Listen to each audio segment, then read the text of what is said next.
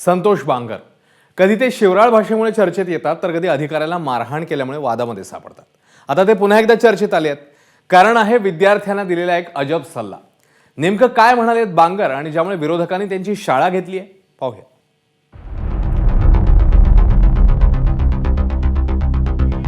ज्या वयात मुलांना बाराखडी शिकवायची असते, ज्या वयात मुलांना एबीसीडी शिकवायची असते, त्या वयाच्या कोवळ्या जीवांना शिंदेच्या शिवसेनेचे आमदार संतोष बांगर काय शिकवतायत बघा। जर पप्पा म्हणत असेल आपल्या मतदान दुसरीकडे करायचं 2 दिवस जेवायचे नाही, 2 दिवस जेवायचे नाही। पप्पानं आईने विचारलं का जेवायचे नाही, त्याला सांगायचं आमदार संतोष बांगरला मतदान करा तेव्हा जेवते, नाही तर जेवत नाही। पण सांगा कोणाला मतदान करायचं, कोणाला, जरा जोरात, कोणाला? संतोष बांगर शिंदेच्या शिवसेनेचे आमदार आहेत। हिंगोली जिल्ह्यातला कळमनुरी हा त्यांचा मतदारसंघ। याच मतदारसंघातल्या लाख नावाच्या गावात असलेल्या जिल्हा परिषद शाळेत बांगर गेले होते। निमित्त होतं वर्गखोल्यांच्या भूमिपूजनाचं। 7वी पास असलेल्या संतोष बांगर यांनी मग 1ली ते 4थीच्या विद्यार्थ्यांशी संवाद साधला। जर पप्पा म्हणत असेल आपल्या मतदान दुसरीकडे करायचं 2 दिवस जेवायचे नाही, 2 दिवस जेवायचे नाही। पप्पानं आईने विचारलं का जेवायचे नाही, त्याला सांगायचं आमदार संतोष बांगरला मतदान करा तेव्हा जेवते, नाही तर जेवत नाही। पण सांगा कोणाला मतदान करायचं, कोणाला, जरा जोरात, कोणाला? संतोष बांगर आणि वाद या एका नाण्याच्या 2 बाजू आहेत। बांगर बोलले आणि वाद झाला नाही असं सहसा होत नाही। ते आता हे हास्यास्पद आहे। ते संतोष बांगर हे जोकर आहेत, त्यांचं फार काय सिरियसली घ्यायला नको। पण हे म्हणजे लागोपाठ महाराष्ट्रामध्ये घडतंय। स्वागतासाठी लहान पोरं बसवून ठेवायची। ते अनिल पाटील नावाचे आमदार आहेत, मंत्री आहेत, त्यांनी लहान पोरं स्वागतासाठी बसवून ठेवलेली रस्त्यावरती। हा संत महात्मा आहे संतोष बांगर, आणि हा प्रचंड मोठा साधू संत समाजसेवक आहे। त्याच्यामुळे त्याला मतदान करून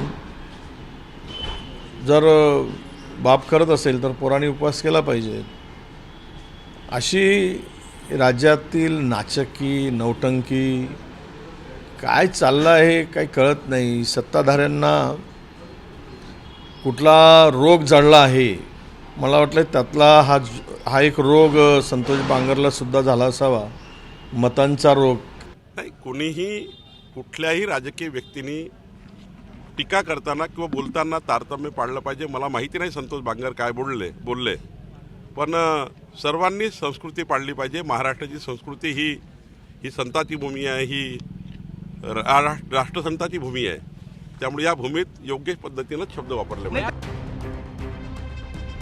बांगर कधी शड्डू ठोकतात, कधी फोनवरून शिवीगाळ करतात, कधी कोणाच्या तरी कानाखाली मारतात, तर कधी भर चौकात फाशी घेणार असल्याचं सांगतात। संतोष बांगर मेला रे बाबा, त्याचा ऍक्सिडेंट झाला। हा, ऍक्सिडेंट झाला म्हणलं संतोष बांगरचा। तिच्या माहितीच्या आणि तिया माहिती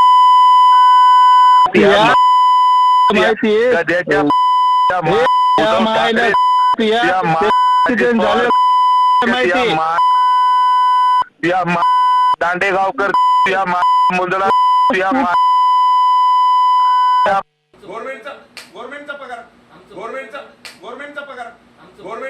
गव्हर्नमेंटचा पगार। येणाऱ्या एप्रिल मध्ये जी लोकसभेची निवडणूक आहे, छातीवर ठोक देऊन सांगतो की या देशाचा पंतप्रधान हा नरेंद्रभाई मोदीच होणार। जर नरेंद्रभाई या देशाचा पंतप्रधान जर झाला नाही, हा संतोष बांगर तुम्हाला सांगतो भर चौकामध्ये जाऊन फाशी घेईल। स्वतःच्या मतांसाठी संतोष बांगर चिमुकल्या विद्यार्थ्यांना उपोषण करण्याचा सल्ला देत आहेत। आई वडिलांविरुद्धच बंड करा असं सांगतायत। हे कृत्य सत्ताधारी आमदारांना न शोभणार आहे। माधव दिपके, एबीपी माझा, हिंगोली।